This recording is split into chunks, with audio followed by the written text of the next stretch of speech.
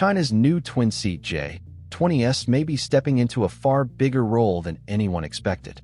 Analysts are now asking whether this upgraded stealth jet could be designed to track and potentially neutralize nuclear-powered aircraft carriers through long-range coordination and network systems.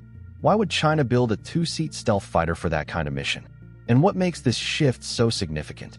Let's break down what's really happening.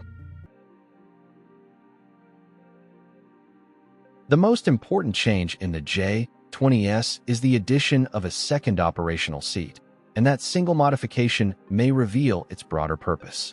Unlike traditional twin-seat fighters used primarily for training, open-source imagery and official materials indicate this configuration is fully combat-capable. The rear cockpit appears integrated with mission systems, suggesting that it is designed for high-workload operational coordination rather than instruction. Analysts believe this second crew member could manage drones, sensor data, and long-range targeting coordination, especially in complex maritime scenarios. If the mission includes tracking and influencing the movement of nuclear-powered aircraft carriers, such coordination becomes critical. Large naval formations operate with layered defenses and advanced detection systems, which means any platform attempting to monitor them must rely on extended sensing and distributed intelligence rather than close proximity. This is where the twin-seat concept becomes strategically meaningful. One pilot can focus entirely on flight operations and survivability, while the second crew member manages drone swarms, satellite inputs, and sensor fusion in real time. That separation of responsibilities enables longer endurance, faster data interpretation, and more refined decision-making. China's military doctrine has increasingly emphasized system of systems, integration, blending airborne assets, unmanned systems, space-based sensors, and maritime components into a coordinated network. Within that architecture, the J-20S could serve as an airborne command node, capable of linking multiple platforms while maintaining stealth characteristics. If the aircraft is indeed being optimized for long-range maritime influence missions, including the ability to monitor and potentially disable the operational freedom of nuclear aircraft carriers, then the second seat is not a minor upgrade. It is a structural redesign aligned with strategic objectives. This shift reflects a broader transformation. Airpower is no longer defined by individual dogfights, but by who controls the information grid, and the J-20S appears built to operate at the center of that grid. At the center of analytical discussion surrounding the J-20S is its active electronically scanned array radar. Observers have noted that the aircraft's nose radome is comparatively large, potentially accommodating more transmit/receive modules than some Western counterparts, such as the F-22 Raptor.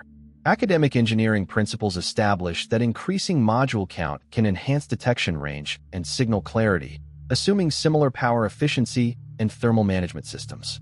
A 2025 academic review referenced by U.S. Air University cited earlier Chinese commentary suggesting that the J-20 radar might contain roughly 50% more T/R modules than the F-22. A 2016 SENA military analysis similarly linked module density to transmission power and detection distance.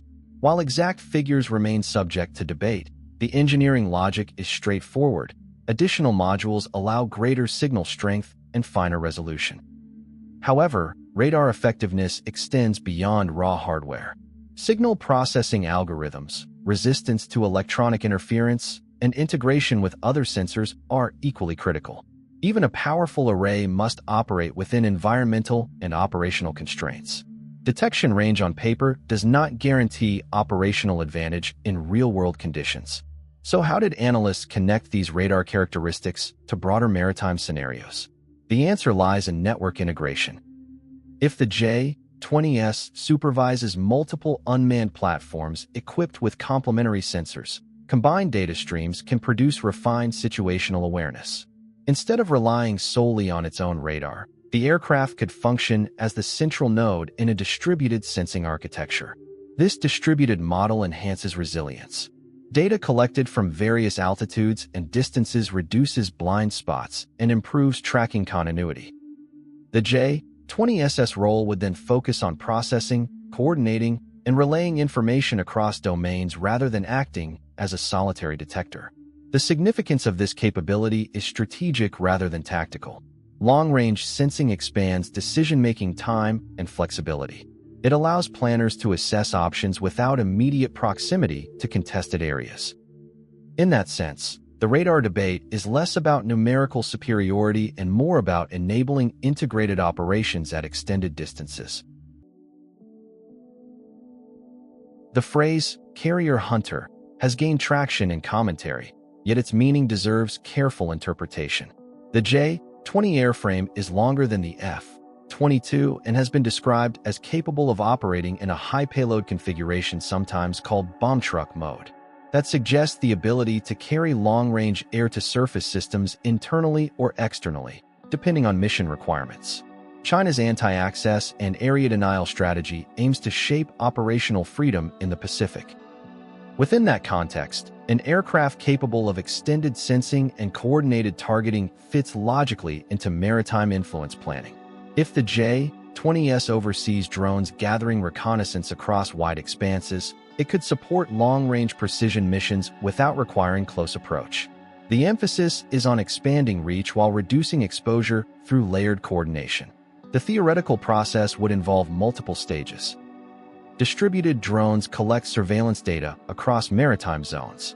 The J-20S fuses that information on board, refining coordinates and assessing environmental variables. Long-range systems could then be launched from aircraft or complementary platforms within the broader network. The objective would be to complicate movement patterns and influence operational decisions rather than guarantee immediate results. Timing, data accuracy, and communication security would all play decisive roles in such scenarios. It is important to emphasize that layered defense systems, early warning aircraft, and integrated radar coverage protect maritime formations. Carrier strike groups are designed for resilience and adaptability. Any long-range coordination scenario would involve continuous countermeasures and information competition. Maritime strategy is dynamic. The significance of the J-20S lies not in assured outcomes, but in signaling ambition. Fielding a twin-seat stealth coordinator aligned with network-centric doctrine communicates an intent to integrate air, maritime, and unmanned assets seamlessly. It reflects an understanding that strategic leverage increasingly depends on information dominance and distributed capability. In geopolitical terms, perception shapes behavior. Even incremental advancements in long-range coordination can influence planning assumptions and resource allocation. By developing an aircraft optimized for integration rather than isolation, China demonstrates a commitment to modernized operational frameworks. The broader lesson is clear. Future aerospace competition will revolve around connectivity, data management, and flexible architecture. The J-20S is far more than a modified stealth aircraft. It represents a strategic evolution toward fully networked aerospace operations. The addition of a second seat strengthens mission coordination, while the radar discussion highlights the growing value of distributed sensing. The maritime narrative reflects signaling and long-range integration rather than simple platform comparison. Together, these developments show how modern air power is shifting from isolated performance to connected capability. As technology advances, dominance will depend less on individual aircraft and more on system synergy, data integration, and adaptive operational design across multiple domains. If you enjoyed this video, don't forget to like, share, and subscribe for more updates on space exploration and scientific discoveries, and don't forget to leave a comment below. Also, you can visit our website, SpaceEyeNews.com. Thank you for watching, and see you next time.